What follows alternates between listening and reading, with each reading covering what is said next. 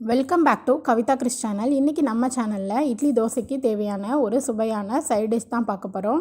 இது பண்ணுறது ரொம்ப ஈஸி. இதுக்கு 22லேருந்து 25 சின்ன வெங்காயம் கட் பண்ணி வச்சுருக்கேன், உரித்து வச்சுருக்கேன்.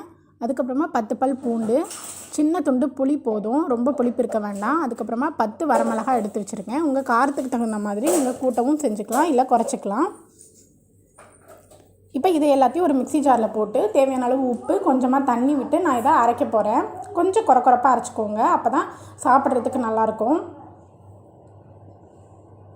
இப்போ ஒரு பாத்திரத்தில் தேவையான அளவுக்கு தாராளமாக நல்லெண்ணெய் விட்டுருக்கேன். நீங்கள் கல்லெண்ணையும் விட்டுக்கலாம். அதில் 1 ஸ்பூன் கடுகு, 1 ஸ்பூன் உளுத்தம்பருப்பு போட்டிருக்கேன். இதுவும் கொஞ்சம் தாராளமாக போட்டிங்கன்னா நல்லாயிருக்கும். இது நல்லா பொரிஞ்சதுக்கப்புறமா கொஞ்சமாக கருவேப்பிலை ஆட் பண்ணிவிட்டு இந்த சட்னி இதில் போட்டுடலாம்.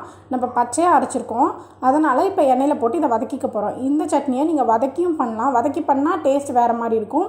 இந்த மாதிரி அரைச்சிட்டு வதக்கினா டேஸ்ட் வேறு மாதிரி இருக்கும். ஸோ நமக்கு 2 சட்னி பண்ண மாதிரி இருக்கும். நல்லா வதக்கிக்கோங்க. சாப்பிடும் போது உங்களுக்கு காரம் அதிகமாக இருந்ததுன்னா மேலால் நல்லெண்ணெய் விட்டோ இல்லை நெய் விட்டோ நீங்கள் சாப்பிட்டுக்கலாம்.